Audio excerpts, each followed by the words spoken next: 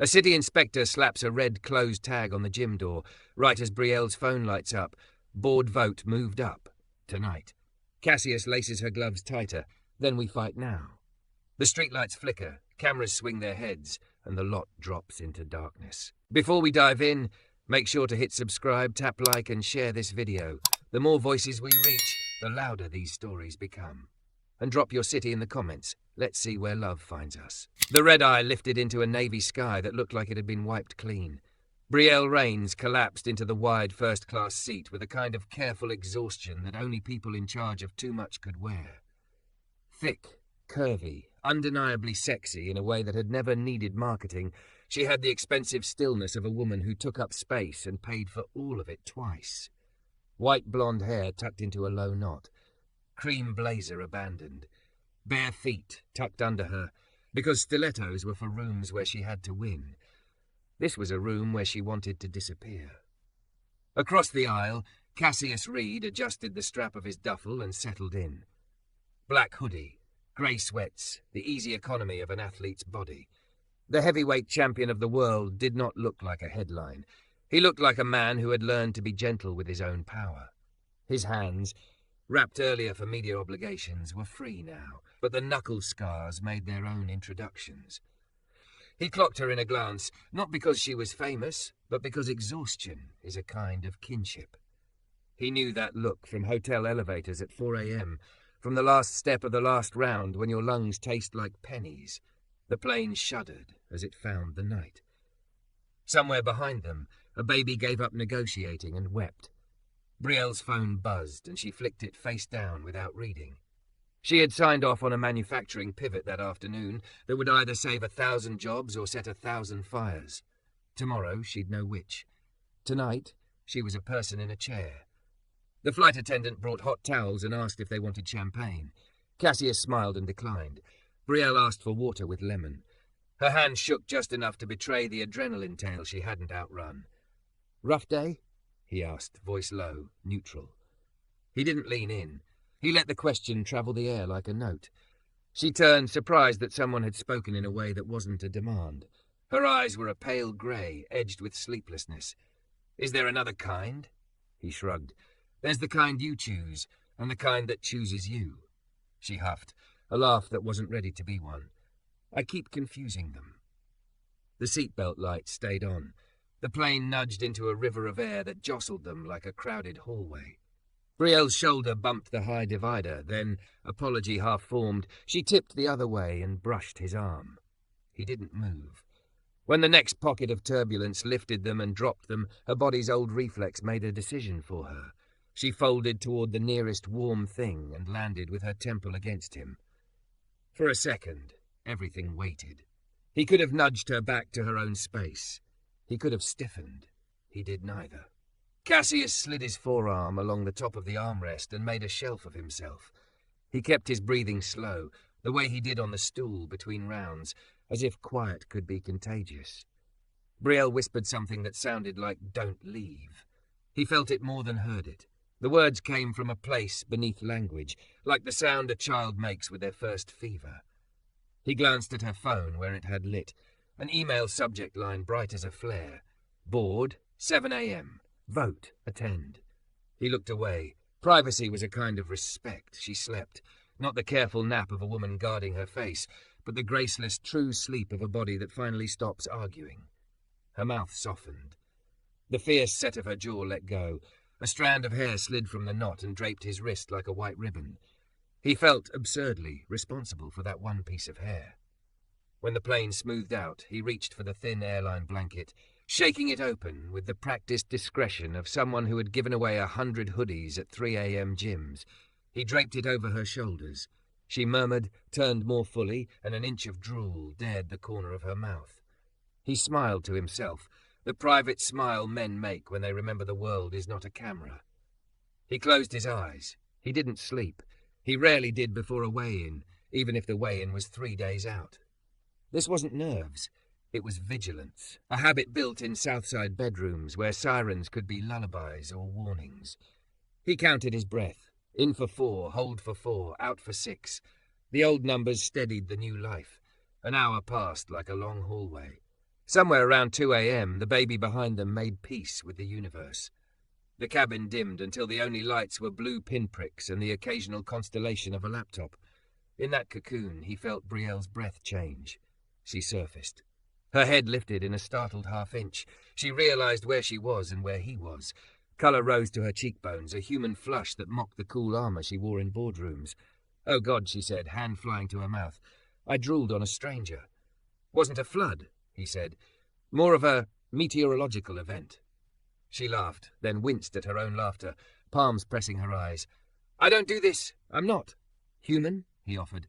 "That one," she said, dropping her hands. The grey of her eyes was clearer now. "Thank you for not waking me. Looked like you needed the round to end." She studied him with the analyst's quiet she couldn't turn off. Recognition flickered.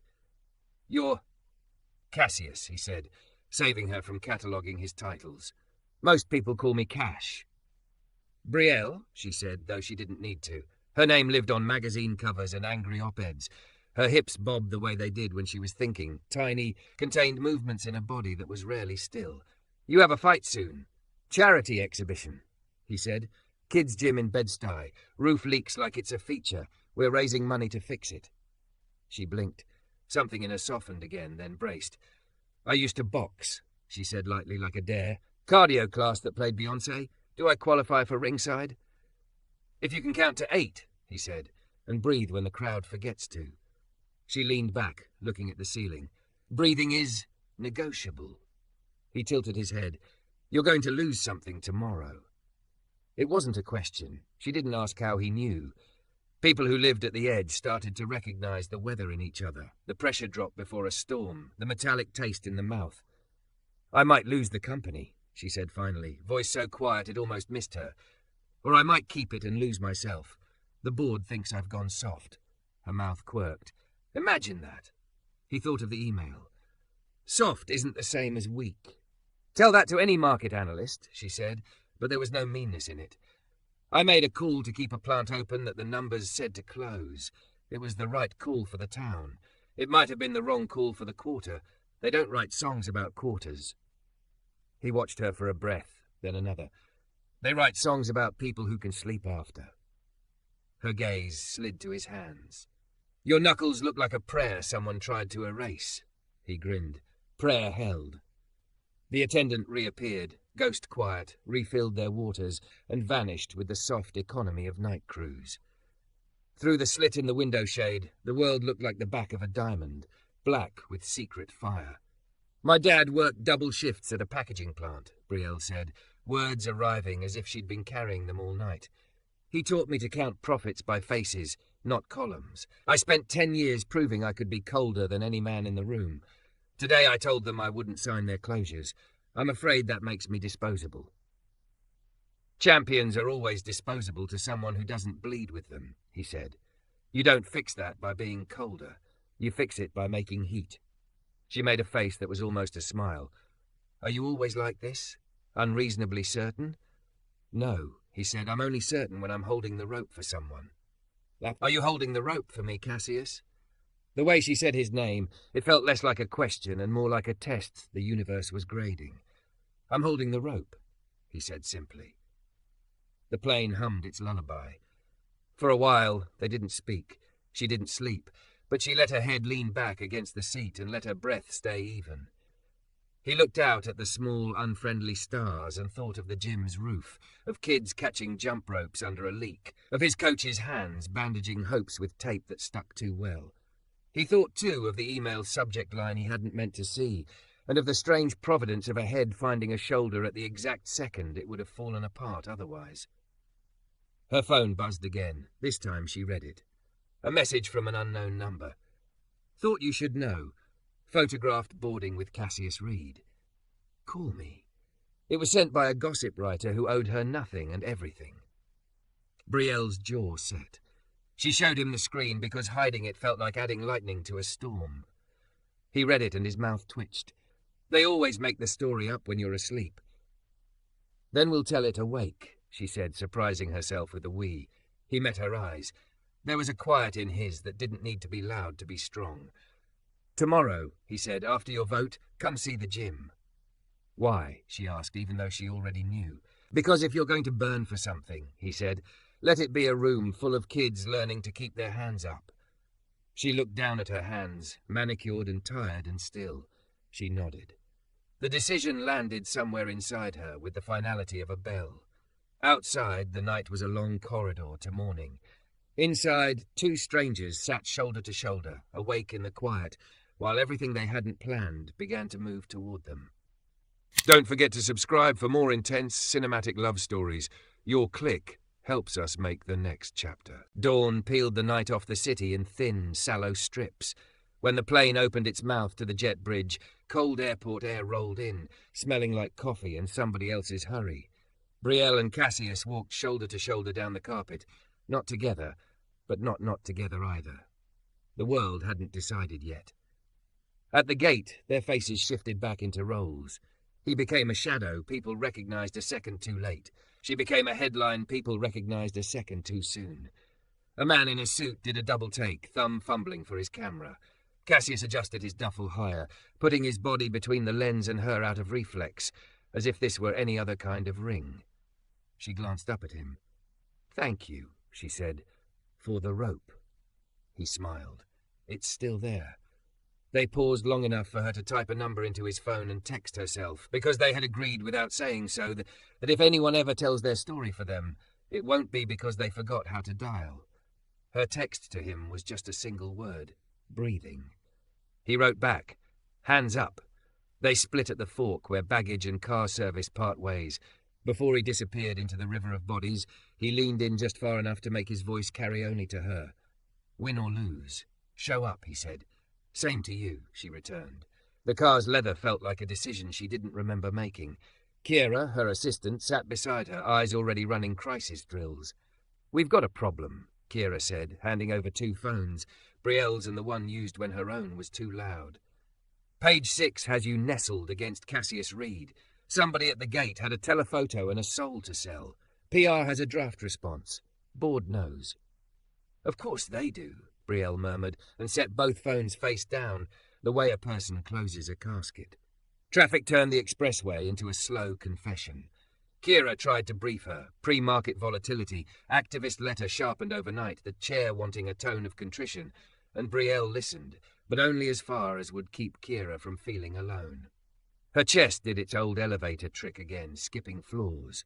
She put a palm flat against her sternum and counted, inhale 4, hold 4, exhale 6, until the elevator found the lobby. Raines Tower rose like the solution to a problem only money understood. The lobby was marble and security and a mild scent of oranges. People who worked for her tried not to look like they were watching her. She tried not to look like she was watching herself in the reflection, where the windows made her both larger and smaller than real. The boardroom was glass and winter light, and a long, expensive table that served as both altar and battlefield. Richard Calhoun, the chair, sat at the head with the gentle hostility of a man who had retired from 2 wars and missed them both. Nadine Sutter, the activist investor with a smile like a made bed, tapped her pen and didn't bother to hide it. Alan Cho, CFO, looked as if his spreadsheets had told him the bad news at 4 a.m, and he had argued with them until 5. Ms. Raines, Calhoun said, quite a photo in the trades this morning. Quite a leak from inside our terminal, she replied evenly, and took her seat. They dispensed with pleasantries the way surgeons dispense with tissue. Slides lit the wall, margins, forward guidance, the line flattening where she had refused to close the plant in Cold Spring. Nadine framed it as an emotional misallocation of capital. Alan framed it as a risk we cannot hedge. Brielle stood. She did not look at the slides. She spoke to the room the way she would speak to her father if he were alive, and happened to be a table of people who measured souls by EBITDA. My father came home from a packaging plant looking like he had been erased a little more every night, she said, voice steady. He didn't ask me to be kind. He asked me to be effective.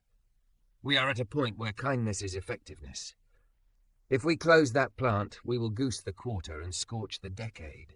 We will lose not only trust and a town's purchasing power, but our own best story, what we are for.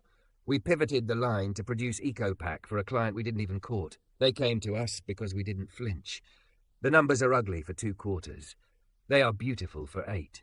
Choose who you want to be owned by, this quarter or the next 8. Poetry, Nadine said lightly. We run a company, not a church. We run both, Brielle said. If you don't know that, you've never had to walk back into a town you turned off like a switch. Calhoun laced his fingers. Be that as it may, we have a motion on the table from governance. He read it like scripture. Removal for cause vague enough to be anything. We'll vote after comments. A hand raised, unexpected. Maria Rivera, head of operations, her hair always in a tight braid, her hands showing a lifetime of work before work. 2 nights ago I slept in Cold Spring, she said. Not at the hotel, on a couch. I needed to see if the lights stayed on. They did. So did the daycare next door. So did the taqueria around the corner. That's not poetry. That's a supply chain. Alan cleared his throat. Pre-market is down 3%. Pre-market will write whatever story we feed it, Brielle said. Let me feed it truth. Let me go down there on camera. Today, let me put our name on the gym roof in Bed-Stuy that's leaking like a bad metaphor and show them what capital does besides buy itself.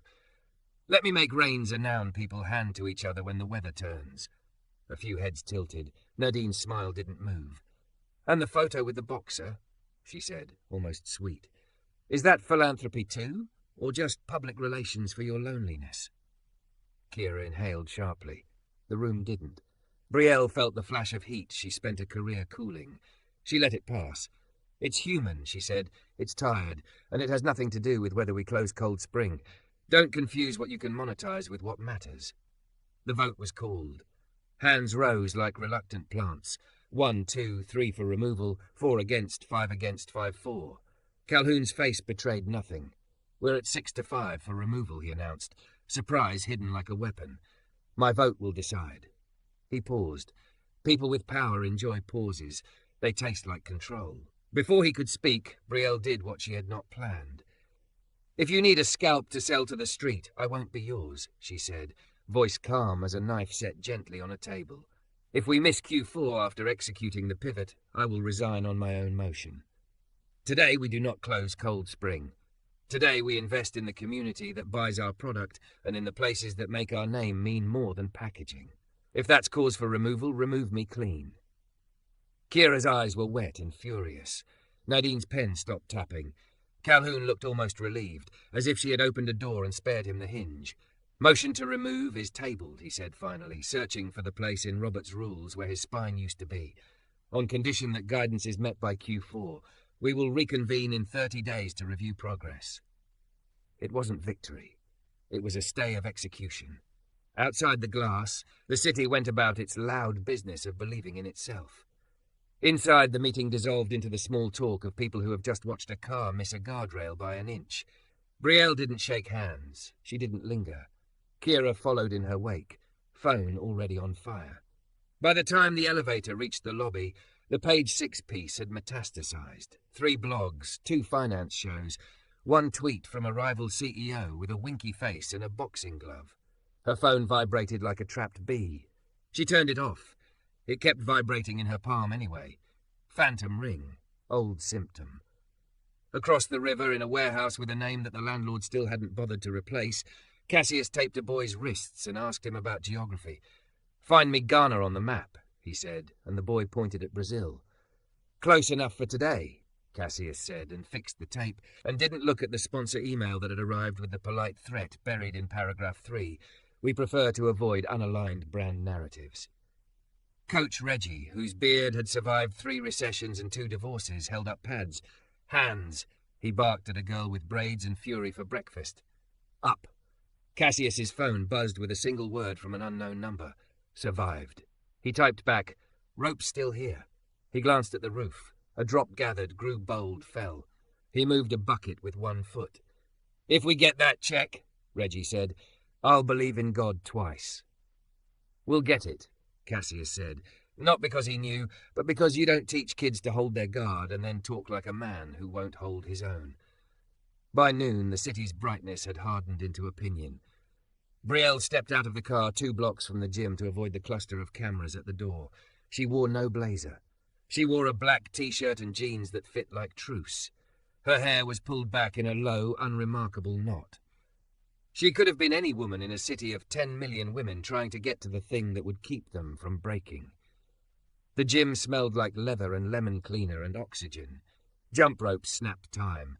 A boy in a red hoodie swung at air with more rage than aim. A girl with a split lip smiled anyway.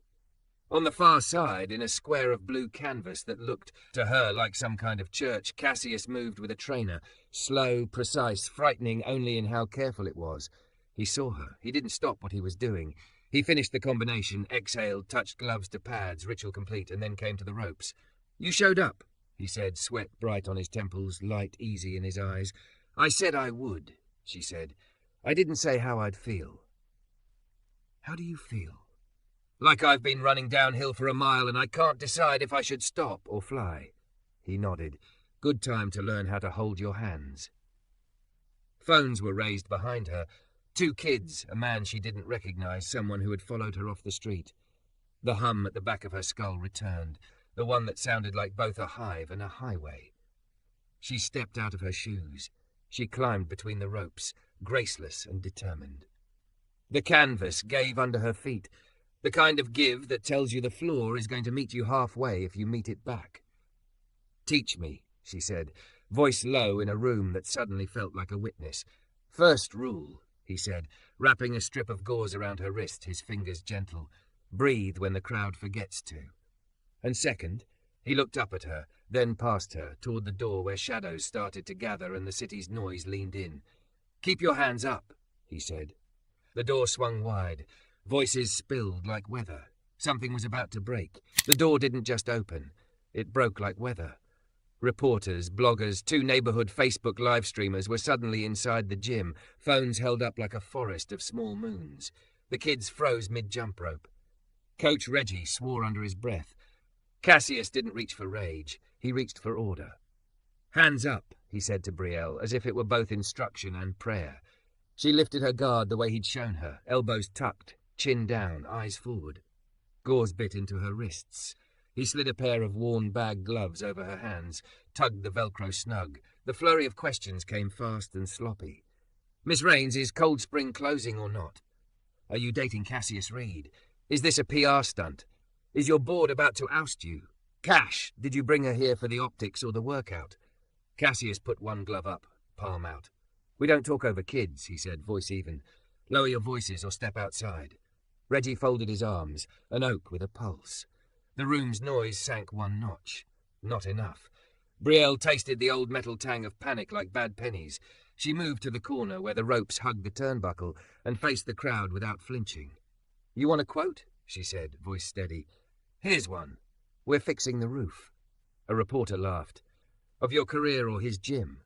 "Of the gym," she said, "and of any story that only points its camera at gossip while a bucket fills under a leak."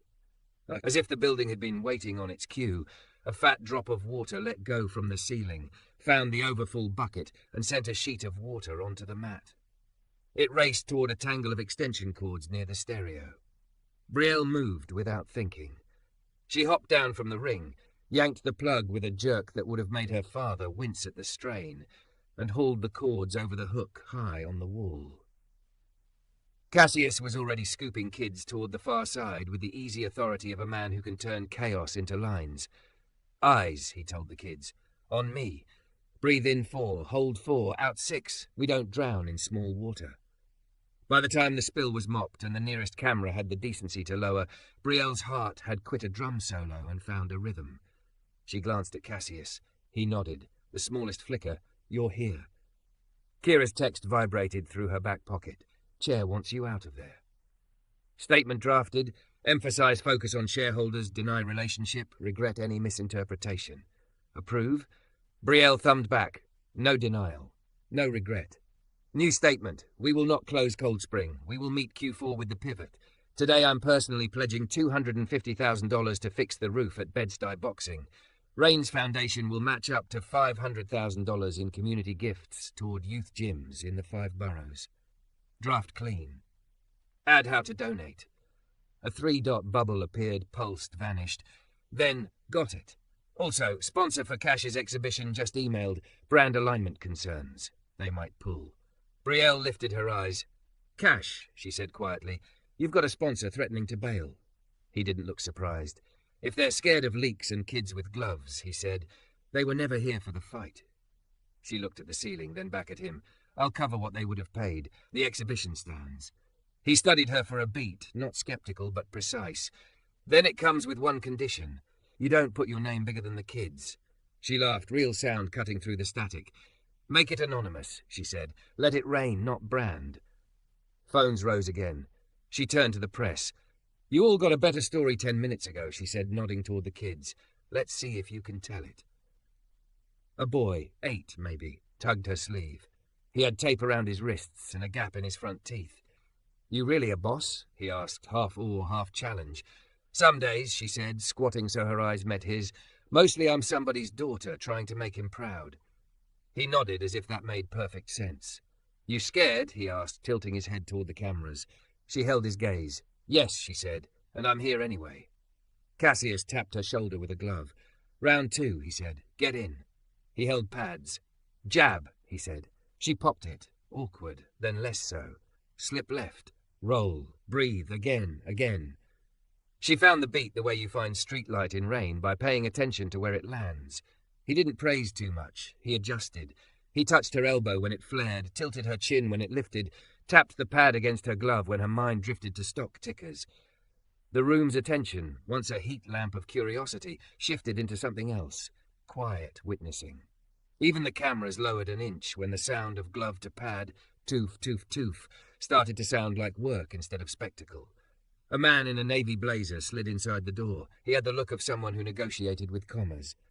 "Mr. Reed," he said carefully, waiting for the between-combination pause. "Evan Shaw. Valor Beverages. We may need to re-evaluate our presence at Saturday's event." "Because of a photo?" Cassius asked, breath steady, body still. "Because of mixed messages," Evan said, glancing toward Brielle like a person checking a fire alarm. "Our brand prefers clarity." "Here's clarity," Cassius said, peeling off a glove. "Roof leaks. Kids train anyway. We fix the roof. Kids train better. If Valor can't drink to that, we'll find water somewhere else."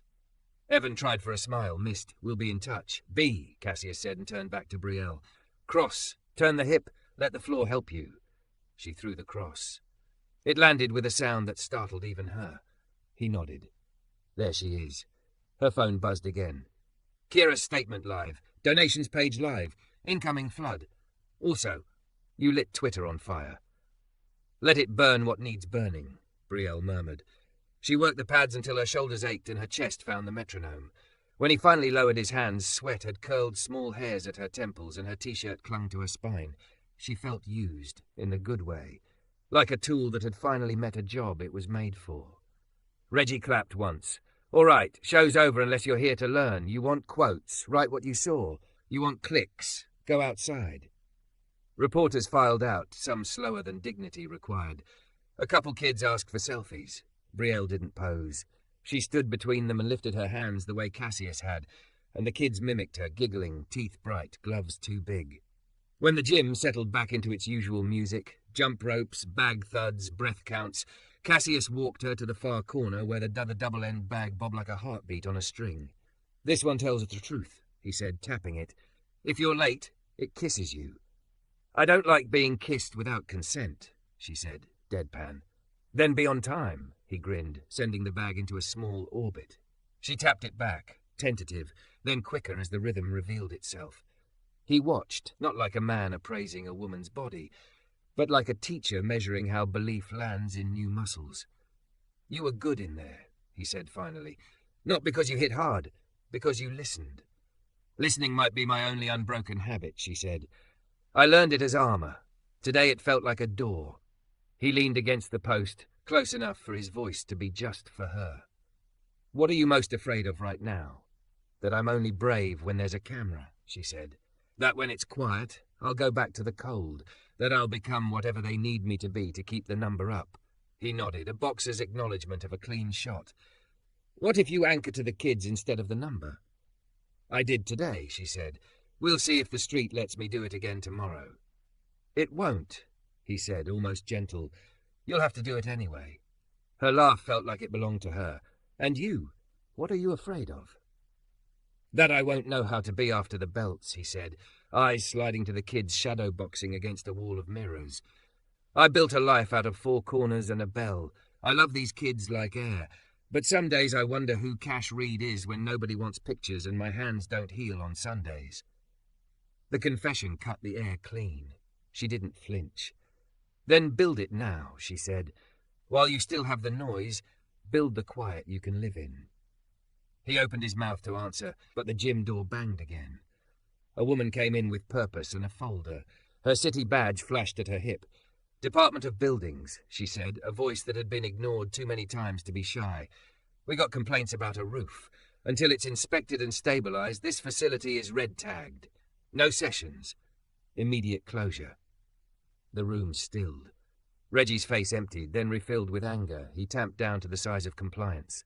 The kids looked at Cassius, then at Brielle, then at the taped X. The inspector pulled from her bag and smoothed across the front door like an insult you can't argue with. "Ma'am," Cassius began, careful as footwork, "we've got an event Saturday to raise the money to fix that roof. You close us now.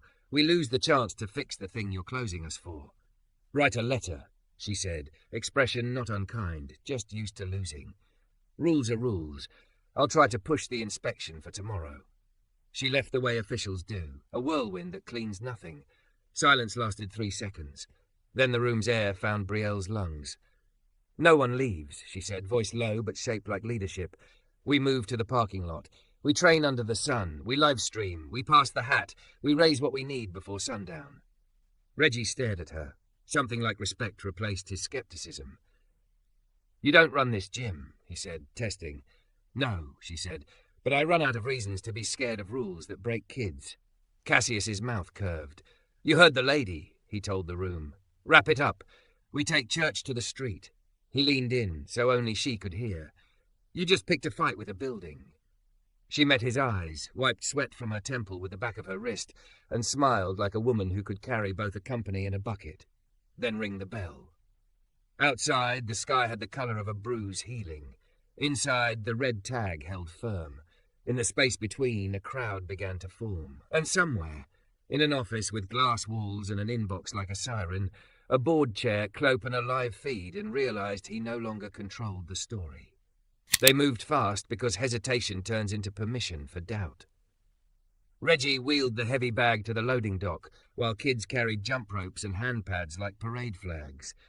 Someone dragged out traffic cones. Someone else chalked squares on the asphalt to mark footwork drills.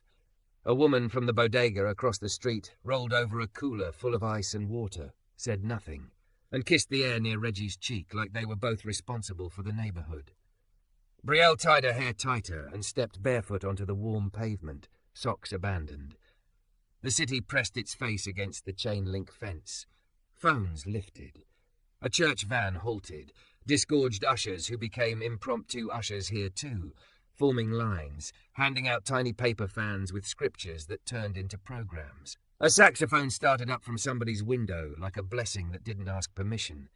Kira appeared as if apparition were a skill you measure on resumes. Clipboard, portable speaker, 2 volunteers with QR codes printed on laminated badges. "Donations link is live," she said quietly to Brielle, like a pilot telling a passenger the sky was behaving. "We've already crossed 80 grand. Your match kicked in." Brielle's chest did that lucky ache she distrusted. "How much to fix the roof?" "Contractor says 150 if we don't get fancy," Kira said. 2 if we want to fix the wiring while we're up there." "Let's get fancy," Brielle said, and then laughed at herself. For once. Cassius stood in the makeshift ring, 4 cones and a length of rope that had taught 100 kids to jump, and raised his hands. "Welcome to the leak," he called, grin easy, voice carrying. "We got wind, we got sun, we got elbows. We're going to show you what holding the rope looks like." The crowd answered with something like church and like fight night. The double-end bag had been hung from a tree branch with twine. It bobbed, defiant. Cassius wrapped Brielle's wrists again, slower now, explaining to the cluster of kids leaning in. "Not too tight, blood's got journeys to make," he said. "Not too loose. You don't want the skin doing more work than the glove." Her phone stayed off. She had never been braver. When he finished the wrap, he looked up, and the way he looked at her made her aware of her own bones, how they carried her, not as appraisal, as witness. He put pads on. Same rules outside, he said. Breathe when the crowd forgets. Hands up. She jabbed. He nodded. Again. They worked a quiet language in the middle of loud. Media people circled but didn't pierce the centre. There was a respect in the air they hadn't earned yet. Reggie ran mitt drills with 3 kids at once, calling numbers like a DJ. A grandmother with a cane counted reps under her breath and slipped a folded 20 into the donation bucket with a shrug, daring anyone to call it small. By 1 o'clock, the asphalt trembled with heat. The donation counter on Kira's tablet rolled like a slot machine that had decided to believe in redemption. Comments scrolled. For my son, for my coach, for the Tuesday night I wasn't alone. Anonymous. Anonymous. Anonymous. She swallowed hard and didn't hide it. A black SUV nosed up to the curb. Evan from Valor Beverages stepped out wearing an expression that hoped to pass as neutral. He approached Cassius in the break between sets, sweat pouring, kids hanging on every half second. Mr. Reed, Evan said softer than the first time. Our board watched the live stream. Boards are getting their steps in today, Cassius said, amusement lazy. Evan cleared his throat. We would like to keep our sponsorship, with an addendum. Valor will commit an additional $200,000 for roof repairs and youth programs if we can co-brand the event. Cassius glanced at the kids, pretending not to listen. He glanced at Brielle, who lifted one shoulder. Your house. He looked back at Evan. We appreciate the money, he said, but no big logos on the kids. No naming rights. You want in? Put the cans in the cooler and the check in the hat. You want your name on something? Sponsor the inspection certification and pay the electrician double to do it right. Evan hesitated, calculating the ROI on humility. Then, almost like a person, he nodded. Understood, he said. We'll get the permits expedited. The check will clear today. Cassius's grin was quick and young. Welcome to the leak. A few feet away, the Department of Buildings inspector returned, hair pinned back tighter, one stray curl losing the war. She held a file folder like a shield. I pushed the inspection to 4, she said. You can't reopen inside, but you can train out here if you keep the crowd out of the street. No amplified sound, and someone makes sure the kids hydrate. Brielle handed her a bottle of water without making a speech out of it. What's your name? She asked. Teresa, the woman said, surprised to be asked. Teresa, after the inspection, if you're off duty, come back, Brielle said. We could use someone who knows rules and makes them serve people. Teresa stared for a beat like people do when they meet a tone they haven't heard in years. I'll see, she said, which in city meant maybe. At 2, Brielle took the mic Kira finally allowed because humans like to be waved toward the thing they should do. The mic hissed once like a snake deciding not to bite. The crowd hushed. I run a company that packages what you buy, she said, not selling or apologizing. But today I'm here in the open with you, because sometimes the only way to change a story is to pull it outside. This gym has been inventing futures under a leaky roof. We're going to fix the roof. We're going to wire the lights. And if anyone asks you why, tell them because kids deserve a place where people clap when they breathe right. Laughter, then a sound that wasn't. She kept going. I made a call this morning to keep a plant open. The numbers wanted to close. I have to make the numbers work now. I'm not asking you to forgive capitalism. I'm asking you to help me drag it toward decency, inch by inch, bucket by bucket. The applause wasn't polite. It was agreement that sounds like relief. Someone yelled, "Show us a combo," and she shot a look at Cassius like a kid asking to stay up late. He shrugged. What's one more risk? She turned, gloves up, and he held the pads. She threw a 1-2, slipped an imaginary right hand, rolled, came up laughing. The crowd cheered like they were helping too. Maybe they were. The donations rolled past 200,000, then 3. Kira's eyes widened. B, she said, forgetting titles. We're at 420 with Valor's check. With your match, we just crossed $1 million for youth gyms if the pledges post. Brielle tasted salt. Tell the foundation to start calling church basements and after-school programs, she said. No grant applications. Just go. On the other side of town, in a boardroom that treated sunlight like a risk, Calhoun watched the feed. He saw the crowd and the kids and the way Brielle looked less like a CEO and more like the person he had hoped would walk into this job. He turned to Nadine, who had come to gloat and found herself stuck. Looks like Miss Raines found her market, he said softly. Nadine's smile finally cracked. "Markets move," she said. "So do chairs." Back in the lot, the heat softened into afternoon. Teresa returned in street clothes, shook her head at herself like she'd been tricked by hope, and took a stack of donated cones to build a safer boundary. She moved like someone who had not been thanked in a long time, and was suspicious it might be happening now. When the sun tilted, Cassius called the kids in. "Circle up," he said, and they formed a ring around the ring. He nodded at Brielle. "Say something that fills the lungs." She looked at their faces, sweat, hope, mischief, the scars of a city that never stops testing. She thought of her father's hands, the plant, the board's stare, the photo, the leak. She thought of the way her head had found Cassius's shoulder without a plan. "Here's the thing," she said. "Nobody is coming to save us, but we are not nobody." She let that sit because she needed to hear it too. Your breath is yours. Your name is yours. Your future is a fight, and also a feast. Eat when you can, fight when you must, and when you're tired, find a shoulder and sleep like you've already won one round. It wasn't a speech so much as a promise you test by keeping. They broke. Music rose. The live stream counter ticked. Reggie wiped his eyes with the back of his wrist, pretending sweat. Cassius touched his forehead to Brielle's for a brief second that felt longer than it was. "Tomorrow we finish inside," he said. "Roof or not, we finish." "We will," she said. "And next week I'm bringing my board to hold pads, every one of them." He laughed, head thrown back, and it was ridiculous enough to be a plan. Dusk edged the buildings. Brielle's phone buzzed with a message she didn't expect from Calhoun. "Good work today. Keep the plant open. Make Q4. I'll hold the rope." She showed it to Cassius like a child bringing home a shell from the beach. He read it, nodded, and put the phone back in her hand. "Hands up," he said. "Breathing," she answered. They stood there as the lot emptied, the tree throwing a longer shadow across the chalk. Teresa locked the red-tagged door, slid the key into her pocket and looked back. "Inspection at 9, she called. "Try to keep the miracles to business hours." "Can't promise," Reggie said, smiling.